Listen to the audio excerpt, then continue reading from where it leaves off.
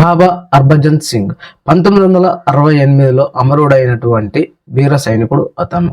కానీ 50 ఏళ్లుగా దేశం సరిహద్దులో డ్యూటీ చేస్తూ ఆయన దేశాన్ని రక్షించుకుంటున్నాడు. గొప్ప విషయం ఏంటంటే ఆయనకు 14,000 అడుగుల ఎత్తులో ఒక ఆలయం నిర్మించబడింది.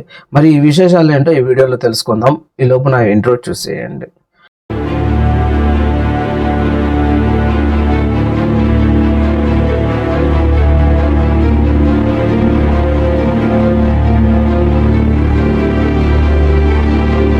బాబా హర్భజన్ సింగ్ 1946వ సంవత్సరంలో పంజాబ్లో జన్మించిన ఆయన దేశం ఆర్మీ సైన్యంలో చేరి దేశానికి విధులు నిర్వహిస్తున్నాడు.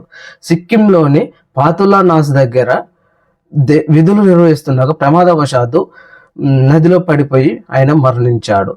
ఎంత వెతికినా ఆయన మృతదేహం దొరకలేదు. సైనికులు నిద్రిస్తున్న సమయంలో ఒక ఆర్మీ సైనికుడు కళ్ళలోకిపోయి నా మృతదేహం ఇక్కడ ఒక ప్లేస్లో ఉంది అని చెప్పగా అక్కడికి పోయి వెతకగా ఆయన మృతదేహం లభించింది. ఇక ఆయనకు దహన సంస్కారాలు అన్నీ చేసి అంతా అయిపోయింది.